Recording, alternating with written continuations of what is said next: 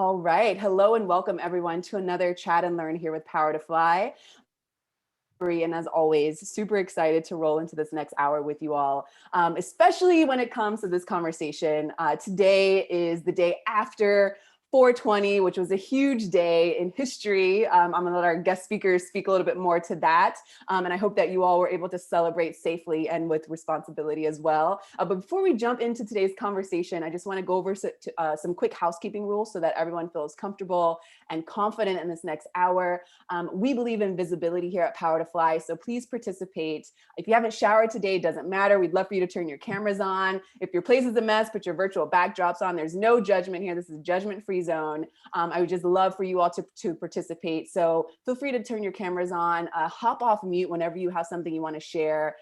Drop any reflections, any dreams, any anecdotes, any personal revelations, any extra questions in the chat box. I will flag those to our guest speakers here. If you do hop off mute, you will be featured in our live recording. So just keep that in mind. And I just would love to ask for everyone's presence for this next hour, because you know, the world's on fire, everything is topsy-turvy, there's so many things going on, but you're deciding to be with us for the hour. So please be present. Try not to multitask unless you absolutely have to. And then you can rewatch this video later on Power to Fly there, and you can take notes vigorously there. But I would ask for your presence. Thank you for those of you who are turning your cameras on. I see you. If anyone has any sensitive information and you prefer to be kept anonymous, you can find me in the chat box under Mariella Marie. You can write to me privately and I will raise your question or reflection and keep you anonymous. And then the last thing that I'll say is that we would love for you to follow us on socials and subscribe to our YouTube channel so that you can keep up with all the great chats we've got in store. If you're just joining us, hello and welcome. I'm going to give you all a shout out as far as where you're calling from in the world in just a few moments. So if you're just joining us, go ahead and let us know where you are calling from in the chat box, and I'll give you a shout out in just a moment. Before I pass the mic to our guest speakers, I just want to introduce myself. So if you have never joined a Chat and Learn here before, welcome. Thank you so much for joining us. This is one of my favorite things to do throughout the week, is to pick the brains of beautiful minds with women and non-binary people here at Power to Fly. So my name is Mariella Marie, and I love creating social impact by producing culturally provocative content. And I would love for you to support the project that I'm currently working on at the Positive Force Team. You can go to thepositiveforceteam.org, sign up for our newsletter. And if you would love to get some network goodies, you can plug in the name of this chat, and I will give you some discounts and treats for things we've got rolling out soon. But otherwise, feel free to follow me on LinkedIn and keep up with all the great chats that I'll be hosting here on Power to Fly. All right, so without further ado, I'm going to pass the mic to our guest speakers. I won't read what's on the screen here. I'm just going to pass the mic because I know they have tons of great information to share today. Lots of knowledge is about to be dropped. So again, please be present with us, and I'll pass the mic to you all. Whoever wants to go first, pick it up, introduce yourself here. You can read what's on the screen, or you can give us a dream you had last night just to get this conversation rolling. Kira, you go first.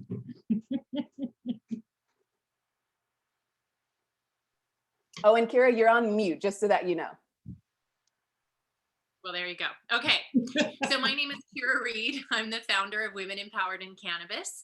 We are a global community for women working in cannabis. It's really kind of my vision of what I've always wanted to experience in a women's group.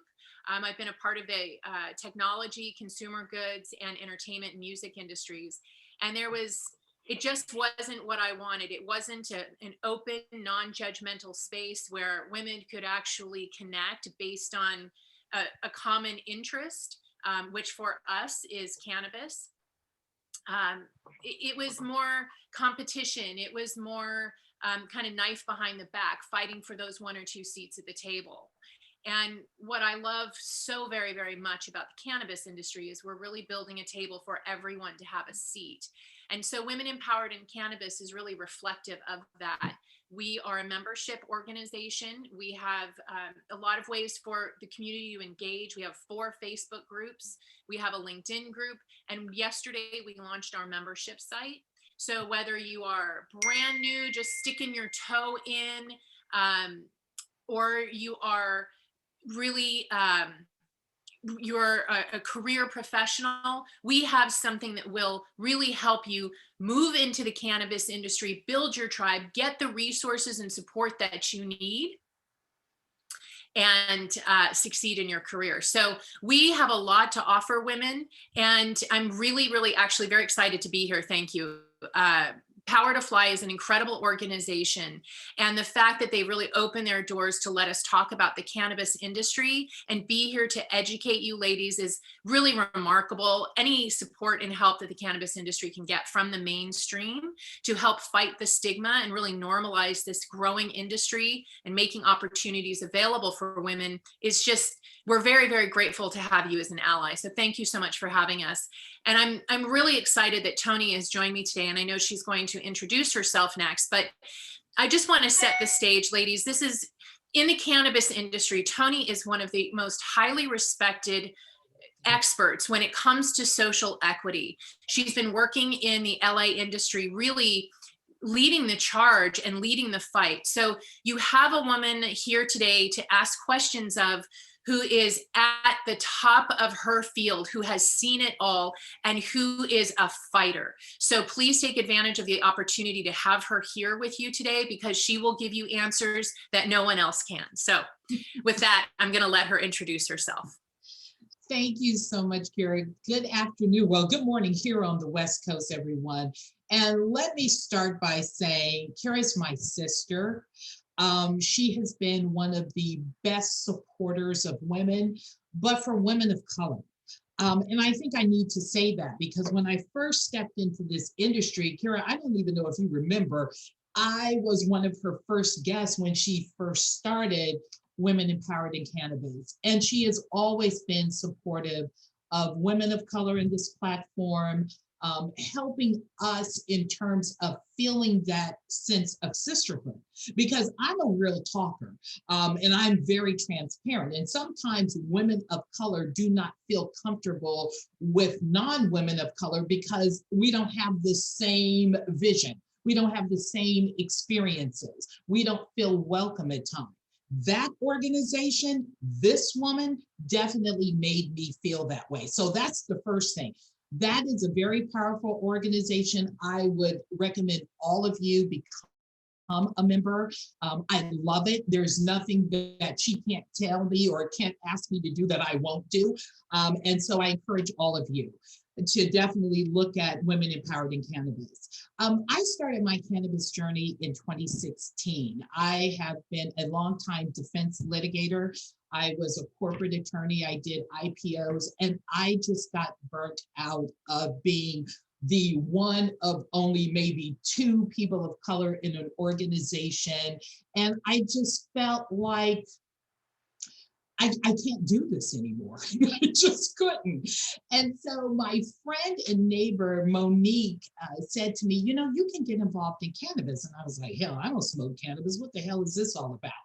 And so she said, you know, there's legal issues. It's about to be legalized. And so I got into the industry before regulations. And I really saw, which was amazing, that there were really no people of color in the industry. And I thought to myself, oh my God, people are incarcerated of color, and off our backs, people are making money in this industry, but we don't have a seat at the table. And I thought it was crazy. I'm social justice in this way. I'm not the picketer, but I am going to be at City Hall picketing for a social equity. I'm going to make sure that there's social equity legislation. I'm going to make sure as a social equity applicant that you get all the information that you need. I'm going to make sure that I touch individuals across the board to help them get their dreams alive and either be part of the industry or have a business. I love what I do. I love working with women. I'm biased because I think all the troubles in the world can be solved if women were at the helm. And so I just want to definitely encourage you to reach out to me. We only have an hour at 4 Leaf Consulting. The number 4, DM me, ask me any question you have if we don't reach, if we run out of time today. Wow. Thank you for those beautiful introductions. And I definitely encourage folks to connect with these awesome women offline. Don't worry, before we end, I'll have them drop their websites, their, preferred ways of staying connected on socials in the chat box so that you all can really, start to practice what they're preaching and connect with them and, figure out how to join their organizations and to join the social movements that are happening. So thank you for opening the doors. I mean, just in this introduction was beautiful to see both of you holding the door open for each other, applauding each other, advocating for each other. And I hope that everyone on the call or who's watching the rewatch of this video can see that and admire that and maybe, take that into their own practice on how they celebrate wins and, make space at the table. So with that said, I would love for you two to. Can I just do one thing? Tony, will you please define social equity in cannabis? Because we've been speaking about it, but I want to make sure that the women on this call really understand when it comes to cannabis, what does that mean before we move into the questions? Okay, that totally makes sense. And I think people believe that social equity is just around Black and brown people, but it really has nothing to do with that. It's really those neighborhoods, those communities that were impacted by the war on drugs. It's helping those individuals that suffered the greatest to get some type of reparation. Now, I'm not talking about monetary, but maybe an opportunity to apply for a license before someone else. It's really trying to level the playing field with opportunities, employment for those industries and communities, rather, that were impacted by the war on drugs. So that's what it's really about. Thank you for clarifying that. I love speaking about the B side of history. So feel free to share, why that is important to highlight when you're speaking about, social equity. Because I find that, I actually had to do extra digging in my collegiate career to understand, wait, what happened? And then tie things to, actually, I credit Beyonce's Lemonade for opening conversations in my own family and in my community to speak about, what really happened with the war on drugs, the quote unquote war on drugs, and how did that affect generations, to come, and how can we start to make some moves to,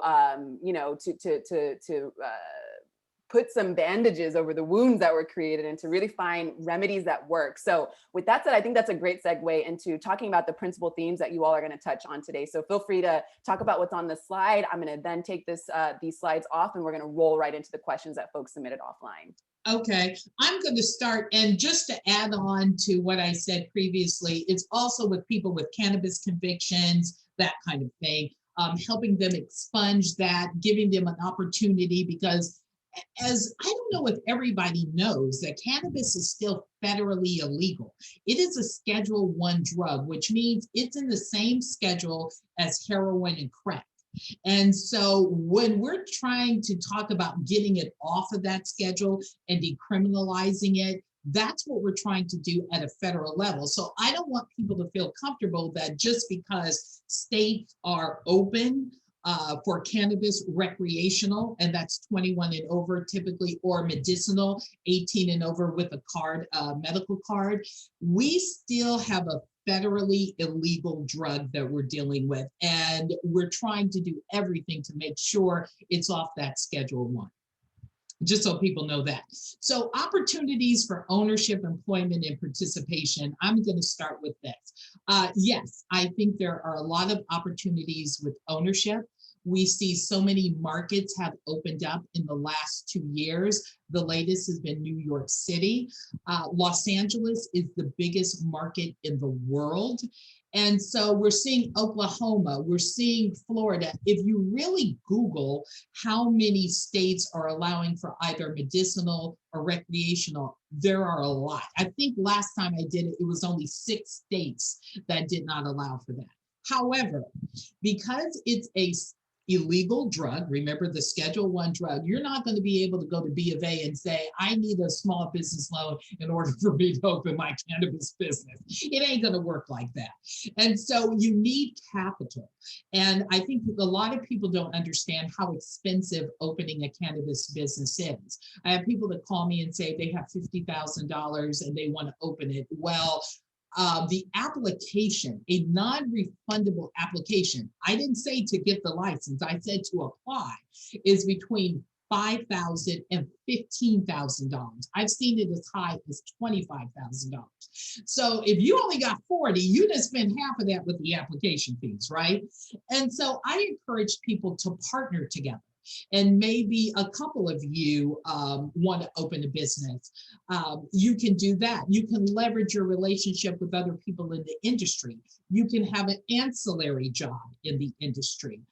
You can do something that's called white labeling. And basically, that's a licensing agreement where you are working to launch your brand with someone who has an actual either manufacturing type of license that would be required here in California, and you can do that legally.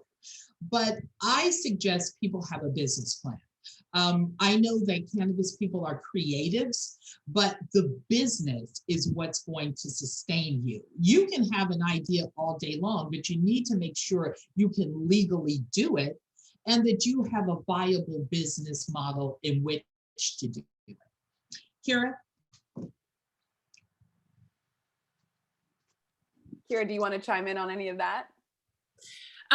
No, I think that Tony covered it.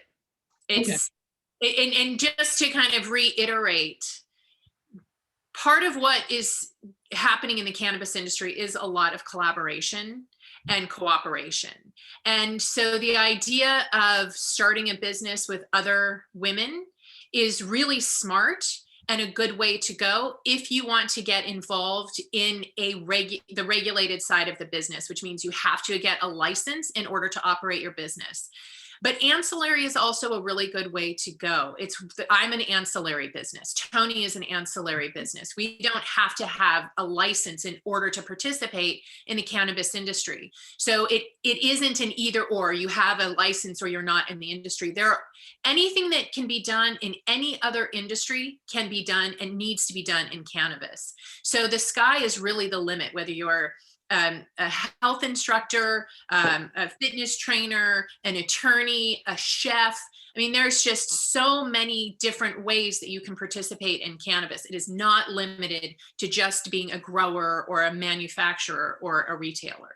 Absolutely, absolutely. You know, there's security, there's visual artistry, because you're staging, right, these dispensaries to look a particular way. So there's all type of ancillary businesses that you can get in, definitely. And that's a nice segue in terms of, I'm reading employment opportunities. There are employment opportunities on the traditional platforms. So if you go to Indeed or you go to LinkedIn and you put in cannabis, you're going to see those job opportunities come down. And so you can look at that. And there's also a lot of cannabis staffing agency. I always mess up their name, Kira. It's Vangst. VANGST, right. And they specifically do cannabis employment. And so again, you can look for them on LinkedIn, you can do the same search, and you can find those individuals to help you with that. Participation in the cannabis industry is what you're doing right now. You are participating in the cannabis industry. There's so many opportunities on Facebook, on IG to join groups. We have so many podcasts, Women Empowered in Cannabis, all of those, in which you can get more information about how to get in the industry, what the industry is all about, what your place can be in the industry. But it's so different than it was when I started, when there was absolutely nothing and you're trying to, are you interested? Are you not interested? But it's all out there now. Employment is very interesting in cannabis because, you know, we just had 3 states that became legal in the last month. So this is happening at a much faster pace. And that means that new businesses will be opening and those businesses need employees. I mean, cannabis could be one of the largest employers in the country if we had federal support. And those are not jobs you can export, right? They are here. So it could be a really powerful leg of our economy if we would open that up. But in the meantime, it has been very powerful for a lot of states. And what COVID did specifically for banks, but I think for a lot of other employment agencies, at the time during COVID, no one was looking for executives. So a lot of these companies that were focused on recruiting executives had to really pivot. And Bankst is one of them, that they now have a gig board. So if you want to just kind of put your toe in, you want to get your first job in the cannabis industry, you want to work in a regulated business like retail or cultivation, you can now go to a site like Bankst and find an array of jobs, not just executives and not just low entry level either. There's all in between. In terms of participation, the industry is probably one of the most active and participatory industries I have ever experienced. And everything that Tony ticked off was, those are so many great ways. I heard a great piece of advice for those getting started in the industry and wanting to really build your network, aside from, of course, joining Women Empowered in Cannabis. Find a local advocacy group, a normal chapter, or I don't know why I can't think of any others right now, Last Prisoner Project. I mean, there are so many great advocacy groups to become a part of. Supernova Women, which is specifically for women of color in the industry. These are all organizations to some degree, nonprofit or based on helping others that need volunteers. So step up and volunteer your time. And that is really the best way to earn credibility in the industry and build your network and feel good about what you're doing, because you're helping to facilitate a better, healthier industry and a more equitable industry. So if you want to jump in, it's not a high bar. You just have to get involved and be of service, because really the industry is a much more of service-based industry than anyone I've ever experienced before. You know, everyone who is really invested in this industry is here because we have been touched so deeply by the power and the medicine of cannabis. So we're all here with a big heart and a big purpose. So if you want to jump in and participate, there's room for you. But that's really the best and fastest way to get into the industry. Absolutely. Yes. I volunteer a lot of time. In fact, 3 hours a week I set aside just to volunteer for different groups. I'm a member of the Long Beach Collective Association. They have a social equity subcommittee. And so I volunteer my experience with dealing with social equity across California in terms of creating social equity ordinances for the city of Long Beach. And I also volunteer for a group that is called Our Voice. And that group is to help craft social equity legislation on a national level. If a city or a municipality or a state is looking for social equity, at Our Voice, we're trying to say, okay, here's the kind of the blueprint to get started. So definitely, there's so many opportunities. People are so happy when you just say, I want to get involved, and they're going to welcome you with open arms. I love that you all are highlighting community and, collaboration, especially in this industry. Sorry to cut you off. Go for it.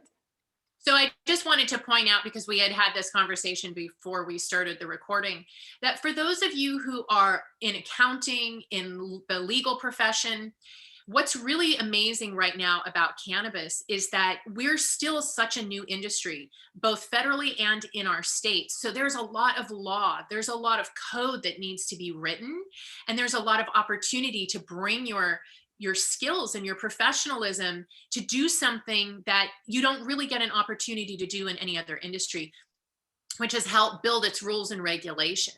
And we need talent. We need sharp women. The more women that we can pull into this industry, the better and stronger we will be. So if you are doing a job like that, if that is your profession, you have an opportunity to be highly creative and live on the edge here by helping to create the laws that will govern us as an industry in the long term.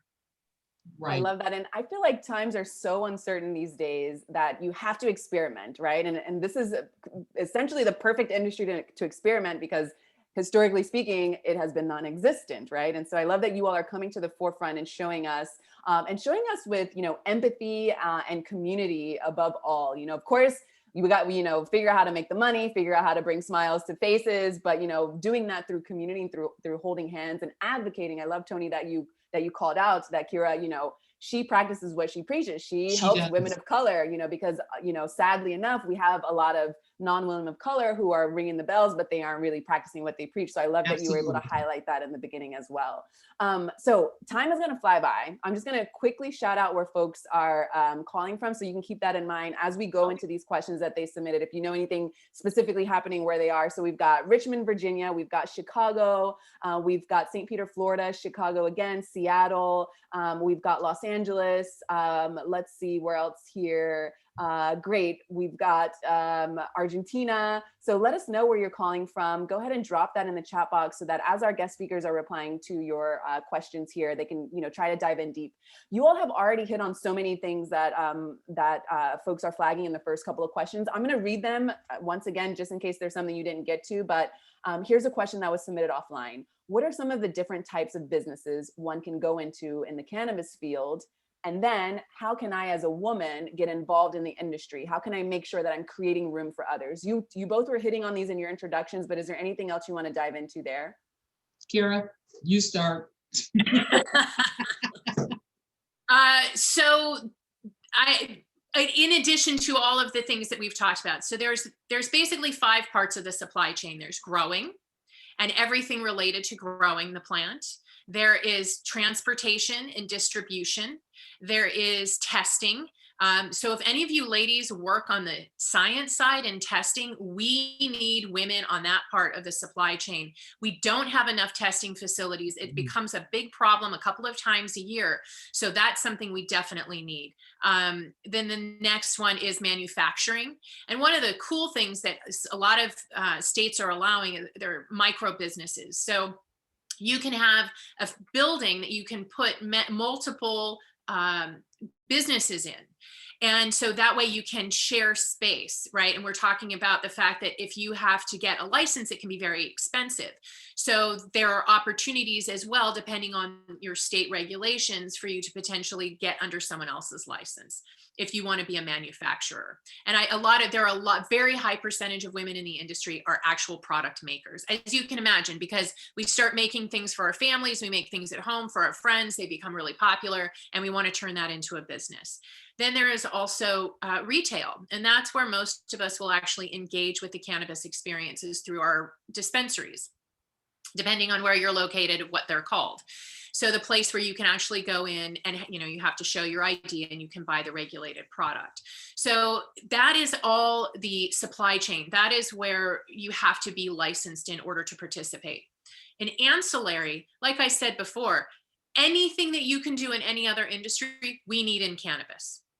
So if just think about all of the things that go around a corporate business in the mainstream: HR professionals, marketing, accounting, legal, quality control. I mean, you name it, it exists in cannabis, or it will exist in cannabis. And a really great way to look at it, someone pointed out to me, cannabis is not an industry, it's an economy. Mm-hmm. We are an economy, and our economy kept California going through COVID. It kept many states going through COVID. And I suspect strongly that that's one of the reasons why we are seeing now so many states legalizing, because they realized, hey, this kept people employed. This kept bringing tax dollars into the state when everything else was shut down. So cannabis can really change a local environment. And the other thing to really keep in mind is that cannabis is a hyper local experience.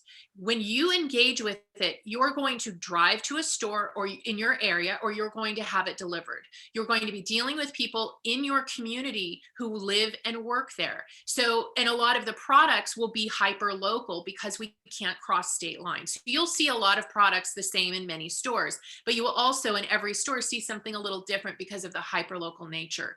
So remember to think about it in that way too, because there might be something happening in your local community that you can participate in. It doesn't have to be this kind of expansive national reach experience. It's all types of different opportunities. Absolutely. And one thing we haven't talked about is CBD. There's opportunities in CBD, and that's just a percentage level. So you're looking at CBD legally 3% or less THC. It's still a great area. We're still waiting for some federal guidelines about it, but that's an opportunity. One of the best skincare products I love, I use this Potency 710. I can't even live without it. It's a CBD cream. Oh my God. Ladies, you have got to look into that. I am going to tell my age, which I never do. I am 57 years old. And I swear that's the fountain of youth.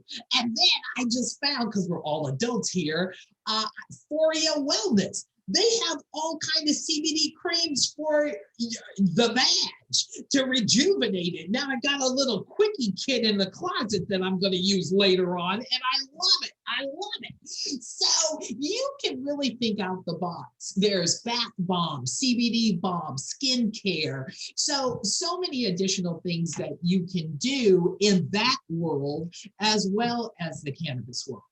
And that world doesn't require a license to participate. Doesn't. Absolutely. Doesn't require a license. Also hemp.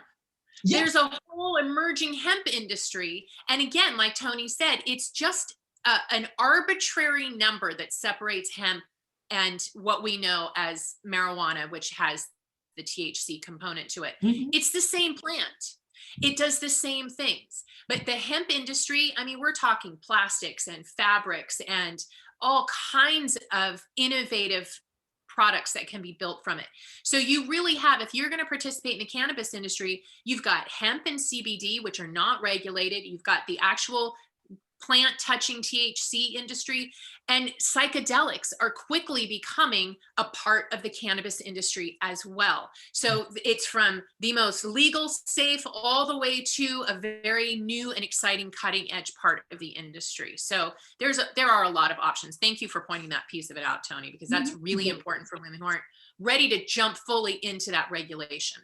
Absolutely. I love that. And Tony, we've got someone who has messaged me here. Can you please say the name of the CBD cream that you can't live without again? Yeah, it's Potency 710, right, Kira? Or 710 Potency. I always reverse 710. It. Okay. Yeah, we both use it, and we're both completely addicted to it. So addicted. I was running low, ladies. I got up at 1 o'clock in the morning and ordered it. That is sad. I have never done that for a skincare cream, but I do it for that one.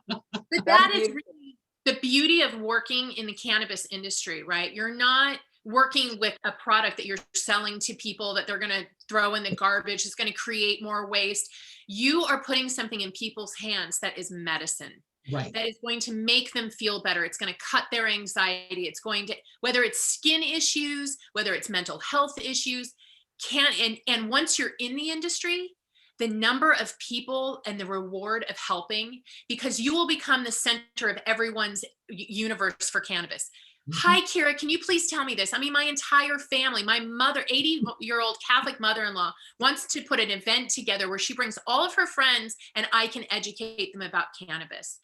It is so incredible being the source of that information for women. And then the stories that you will hear, how cannabis saved my life, changed my world, saved my child, saved my parents. It is just this, it's an incredible feedback loop of help and support that just reaffirms the decision to participate in this industry, because you are helping people. You are changing lives, even if it's an ancillary accounting position. You are part of building an industry that is changing people's lives for the better. I love that you all speak about also this responsibility, social responsibility and also environmental responsibility, I've been reading a lot about ecofeminism these days. I don't know if you all are familiar with Dr. Vandana Shiva, who speaks about, food sovereignty. She speaks about environmental activism. And I love that you're like, create zero waste. How do you do that? This is the time to experiment, right? Mm-hmm. So I'd love to jump into this next question here. I'm going to combine two because I know you all will take these and run with them. So first, what are some of the pros and cons or the pitfalls of starting a cannabis business? And then I'm going to combine it with this next question here. This is our opportunity as women and marginalized communities to build, as you said, an industry from scratch. How do we make sure we keep this industry for ourselves to thrive? And how can we make this industry a solid one? Can I take the second part, and Tony, you can answer the first part? I sure can. Okay. So because this is my area of expertise, building community is the most important thing that you can do. And supporting women in a way that really is not supported in other industries. Because it's really about changing the way you view women and yourself as a woman in the industry. We're not fighting over one seat, okay? We're building enough for everyone. So that alone takes down a big wall of participation. Okay, so there is room for you at the table. Know that going in. You might have to, use some elbows, but there is a place for you. So just know that going into it. The second thing to do is to always make sure that you turn around and open that door for another woman coming into the industry. Don't shut the door on another woman. And it's, I'm starting to realize now that I work only with women in my business and obviously in my community, I am completely surrounded by feminine energy all day, every day. And when a man comes into my space, it's very different. And so it's really helped me to kind of see the contrast. And what I've realized is we have taken so much abuse in the workplace. And when we move into women working with women, we take some of those abuses with us and we start to treat each other as if we are men ourselves, as if we're playing a game, as if, we're trying to dominate each other. And it's really important that when you move into a space of working with women, that you work to remove that abusive tone with each other. You work to remove the mistrust and the guard that you put up. Because when you do, the women in this industry in particular, right? I told you they're here because they're passionate. They're here because they are committed to a bigger cause. When you work with women in this industry and you get past that, they are the most incredibly ambitious, dedicated, hard workers who get the job done. So if we can create a community of women who feel safe to just get the job done and can trust each other, we will be able to work together and link arms no matter what business you're in, what country you're in. We as women need to link arms around the world, because if we don't, we will not have the power that we have the opportunity to grab here, which is why Tony and I do these kinds of events, because we want you ladies to know there is power for us here, but we need you to join us and be part of this mission.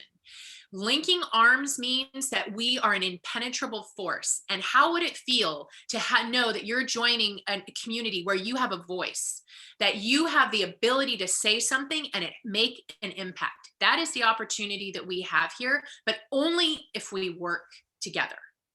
Absolutely. Yes, I'm throwing digital confetti. Tony, before you go into the pros and cons, I want to just piggyback on what our guest speakers are saying. Let's practice some of what they're preaching now. If you want to drop the links of your preferred social medias or your emails or your websites and start to connect with folks who are here live and start to ask each other questions. Maybe your next business partner is on this phone call, right? So use the chat box now to drop, your preferred way of connecting. And please reach out respectfully. I love this, this responsibility, and this communal aspect that you all are highlighting. So I just wanted to offer that to our live callers. Tony, tell us about some of the pros and cons of getting into the business. Yes. I'm going to say this is the biggest con. Everything you read, you cannot do. Or maybe that's a pro. I see, and Carrie, you know this, Drew. I've got the weed. Somebody told me yesterday, I'm in California, I'm doing weed ice cream with a drizzle of alcohol. That ain't legal, that ain't happening, okay? And it was my aunt, of all people, my 84-year-old aunt calling me with this crap yesterday and said, oh, your cousin's gonna give you an invitation, this is what he's doing. I'm like, he's doing it illegally, but I'll support him, okay, whatever. So you see all these wild ideas, and they are just that, wild ideas. And you need to make sure that you can legally do them because, again, say it after me, cannabis is federally illegal. And so your get out of jail card is that license, right? That's the rebuttal to the presumption of you're guilty for engaging in drug trafficking or an illegal cannabis business. And so it's so important to do that. So everything you see, don't believe. People take chances. I call it risk mitigation. People do have a risk tolerance. And so my cousin's obviously risk tolerance may be a little high, but he wants to do this, but you have to see how that works for yourself. The other thing that I'm really amazed in this space, people don't do due diligence. I do more diligence about some shoes that I'm going to buy at Nordstrom than people do about their industry. I don't get it. They want to hear this information, glean on the information, and go from there. I think if you're really serious about doing this, there's so much information out there. For people that are in the Chicagoland area, oh my God, social equity in Chicago is fantastic. In Illinois, what they're doing in Illinois with cannabis is fantastic. They have a lot of information. You can just Google, go on the state's website, the same thing in California. We have a Bureau of Cannabis Control that has so much free information, free videos, all of that. And so you can pretty much do the due diligence yourself. And so you just can't be lazy. You want to be in the industry, but you need to figure out what the industry is all about. And the other thing is, like I say time and time again, come up with a business plan. Look at your short range goals, I say up to 3 years, and long range goals after 3 years. And figure out, what do I want to do? How do I want to pivot? You may say, okay, I want to start a dispensary, but then I want to get off in different brands. I want to do merchandising. I want to do a platform. You just never know, but you have to sit down and figure it out, because that really comes into what type of corporate formation you want to do. Even though cannabis is federally illegal, you're still going to pay federal taxes, people. You still are. So you have local, state, and federal taxes. So 3 things: do some due diligence. Everything you see, don't believe it. And also look at your long and short range goals. The 4th piece of advice is the best piece of advice: keep your group small. There are going to be so many people out there who are shady. Garrett, do you agree with me about the shadiness? I just couldn't even believe it. And I'm talking about folks who claim they're about social justice, who were basically, killing my clients. And I just had to come up to a chick and say, you're all about social justice, but you're basically rape and pillaging my client? Are you kidding me? And so I keep my group small. I only go to those trusted advisors who I've worked with, who I know the quality of their work. I'm only involved in groups that I know they walk the walk, talk the talk, like Women Empowered in Cannabis. And so I know my group is all about the same value system that I have. And that is what saved me, because I'm with like-minded people. And so those are some of the things I think that are important when you're doing this cannabis journey. I love that. And I just want to hold you there on that last statement, because we have a question about, resources and mentorship. So I'll read this question here. If someone is considering starting a business in this field, is there any type of funding available to minorities and women? Are there mentors to guide you through the process of starting in the cannabis business, and any other resources, that you all want to highlight as well? So in terms of resources, I'm going to give you an example of California. Oh, good God. All right. So the Bureau of Cannabis Control has all these millions and millions and millions of dollars for social equity, and they give them to the municipality. Since I work in Long Beach has given clients $800,000 to start their businesses, $80,000, whatever. Los Angeles, We are the biggest market, the largest market in the world, and we still haven't seen those dollars. We are petitioning for them, but we don't know. Chicago has a great reinvestment program. They have a great social equity. They give low cost loans. Anybody in the Illinois area, definitely look for that. But I must caution you, people think that licensing stays open 24/7, 365 days a year. It doesn't. So a lot of times cities will only open up licensing for a certain amount of time. It's usually around 30 days. So you have 30 days in order to apply, which means you got to get your crap together way before that, because you only have a certain amount of time to apply. And you have to see if the license is competitive. We can use Chicago as an example. They did competitive licenses, which means people from across the country were just submitting for a license, and they maybe only had 10 retail licenses. So they're going to pick the best presentations for those licenses. So I encourage people, if you are serious about this, get your executive team together. You're going to have to need financials, 3 years of financials. Figure out what it's going to look like in terms of your business plan. Start getting all of that together now, because when the clock starts, you only have a short window of time, and you're trying to get everything together. And I Can can I- just add to that, Absolutely. one of the things that we see a lot is this race to be the first. Oh, well, they've just opened up, so we got to go get our license. But I really suggest, if you want to get into a licensed business, ease up.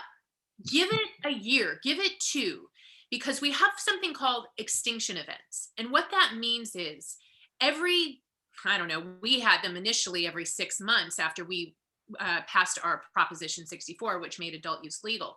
But what this means is businesses that exist after a regulatory change, we lose a large percentage. We had some major packaging issues happen in 2017, where we lost probably 30% of the entire industry in California. So it's not important to be first. It is important to make sure you've got a very solid community that will support you. It's important that you have the right partners. It's important that you have the right investors, because one thing that we have seen, and Tony will tell you lots of horror stories about this, but especially when it comes to social equity. So what that means is that there are licenses in a community that are set aside specifically for people from certain neighborhoods, for people who are affected by the war on drugs, as Tony explained earlier.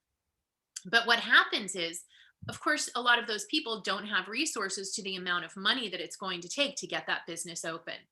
So it makes them very vulnerable to predatory investors who will take 51% of your business.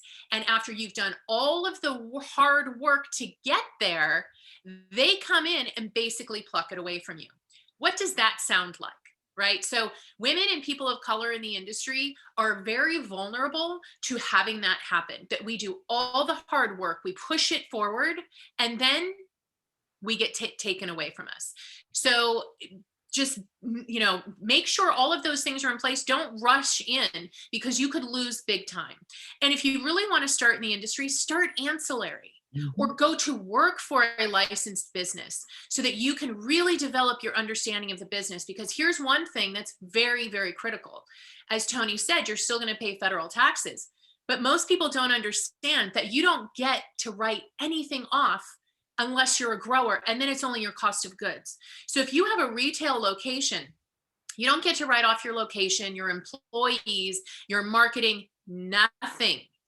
So it is a very different proposition. And a lot of people think that people are getting rich big time in cannabis. And I don't know anybody, unless you are, top of the heap white man who comes from corporate investing, who's making money. So really get to know the industry so that you are prepared for the reality of working in cannabis. And you don't because we've seen one too many people just have it all taken away from them. And I don't want that to happen to any of you, but there are lots of opportunities here. Just take your time. This is not a race. Right. This industry is going to be around for a long time. Thank you so I much totally for that. agree. There's so much red flags that you all are throwing up, and I appreciate that, so that folks know, watch out for the wolves Especially coming from a place like Los Angeles and the whole Hollywood industry. I mean, I have my stories about that. We see what happened with the Me Too movement, and we don't want another movement like that to happen in the cannabis industry, especially if, we are the ones that are, wanting to start the community, start to collaborate together. And I just also want to highlight, for those who haven't peeked in the chat box yet, check out our live callers are dropping their preferred way of connecting. So I really encourage you all to reach out to folks.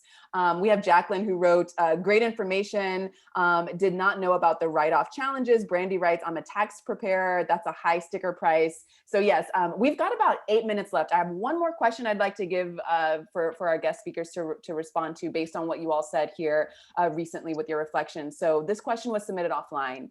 Even though the industry represents great possibilities, there are tons of social injustices around it. How can we help fix these things from the inside? How can we advocate for social equity inside the industry?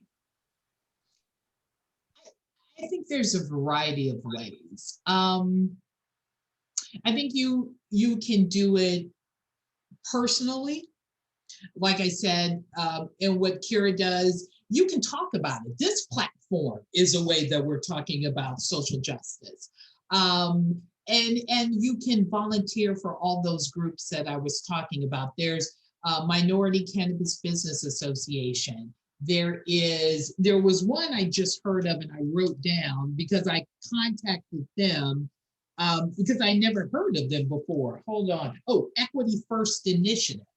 And you can contact your city council. Anywhere that there is a cannabis is open and legal, all of the cannabis laws are written by ordinance. And so you can basically say to your representative, look, you need to have a social equity component to the cannabis ordinance. And you can push that way. Or in Los Angeles, because there were so many predatory practices, we advocated and pushed, and they changed the ordinance. They amended the ordinance to kind of now try to protect people who were getting their businesses taken away. So I think you can do it on a personal level. You can do it on a national level. We see all of these organizations that are coming on to really help the fight. I think there's so many opportunities out there in which you can do it. But for me, my congressman is so sick of me. My city councilman, who I know on a first name basis, is so sick of me. I make them accountable. We had a big race here, and the guy that was supposed to come in because he was helping a social equity, we pushed to get him out, because he really wasn't helping with social equity. He was using us, and he lost his seat. So I believe in really just going up there to the city council meeting and causing hell, and contacting people in my legislative community to assist and help. Beautiful. Thank you for that, Tony. Kira, do you want to add something to that? Yeah. So as a cannabis participant, especially if you're going to own a business, but if you're an executive, and really anyone who's in the cannabis industry, it is incumbent upon us to become activists, to either be community leaders or to be policy activists or equity activists. In any other industry, when you start a business, you're focused on your business. But when you come into cannabis, you also have to have one eye on regulations, what's happening on my state, what's happening locally, and what's happening federally, because we are all impacted by all of those things. So if you're not participating in making the industry better in everything that you're doing, then you're going to have a very hard time. This is a very participatory industry where if the more that you participate, the more you will get out of it and the more control that you will have over what goes on in your own backyard. So when you enter cannabis, you also become an activist. Beautiful. That's great. I love that. I love this conversation. I wish we had more time, but we've only got about 4 minutes left. So I would love for both of you to remind us how we can stay connected with you all once this conversation ends. And then if you could project a little, give us your utopian vision of the cannabis culture, industry, economy, however you want to name it, going forward, from this moment going forward, given all the crazy things that are going on in the world. How do you predict, what do you hope for in the future? You can reach out to me on social media at 4-Leaf Consulting, the number 4. I'm on IG, Tony Forge on Facebook, or you can go to my website, www.4leafconsulting.com. I don't think that, I don't think the Biden administration is going to change anything in the next 2 years with cannabis, or 3 years. I don't. There's so many fish to fry. I mean, there's so much stuff happening. I think the MORE Act, we're trying to push. I know Schumer, I know Cory Booker is doing a lot in the cannabis industry. I'm always DMing him. I know he thinks I'm trying to pick up on him, but I'm like, okay, what are you doing about this, that, and the MORE Act? But those people are pushing it. So I just don't think we're going to see this big executive order decriminalizing, deschedule it. I don't see that. But I'm hoping that it's pushed legislatively and we get there. Biden hasn't really come out and supported that. Now, he's not going to do anything in terms of an executive order saying, I'm going to put the DOJs out there, Department of Justice, to shut people down. That's good. It's like Obama. Obama was like, we're not going to use our resources to deal with this. Let the states deal with it. And I think that's kind of what Biden is going to do. So I don't see decriminalization or descheduling any time on the immediate horizon, though I'm hopeful we're going to get there.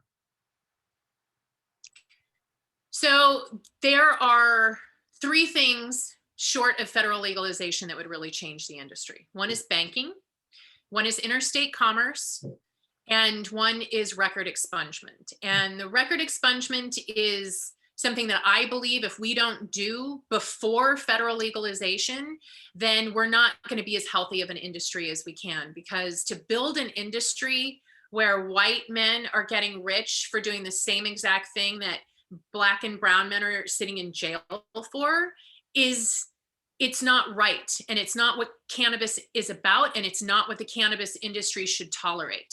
So there are a lot of people that are fighting to make that happen. And we don't need federal legalization to win that fight. Mm-hmm. Banking is also something we don't need federal legalization to win. And it looks like there are rumors that I cannot confirm, but there is a lot of talk that because New York State has now gone adult use legal, they cannot produce enough cannabis in the state to facilitate the demand. So it's going to force the conversation of interstate commerce. So we're still a ways off on that, but those are 3 things that would dramatically change the industry that do not require federal legalization. We have so much going on in this industry, and there are so many ways to participate and advance whatever it is that you are most passionate about. So we need people on the front lines across all of these issues, whether it's social justice, record expungement, keeping it out of the hands of pharmaceutical companies, making sure that small businesses succeed and we don't end up all getting, swallowed by a giant corporate machine, which is one of the benefits of keeping it federally illegal, is that it keeps the wolves at bay a little longer. So there's just the opportunity here. It's just absolutely limitless. Whatever makes you most excited, whether it's women, whether it's minorities, whether it's focusing on the plant, whether it's focusing on medicine, you can achieve so much in this industry. Absolutely. You can reach me at, do you agree, Tony? I totally agree. And the 3 things that you said, absolutely true. Banking, expungement, absolutely true. Absolutely true. So get involved. Find me, just womenempoweredin.cannabis.com, on Facebook, on Twitter, on LinkedIn. It's all Women Empowered in Cannabis. You are welcome to join our Facebook communities. They are free. We have one in our main group. We have one focused on the supply chain. We have one focused on CBD and hemp. And we have one that we just launched this last year for women of color.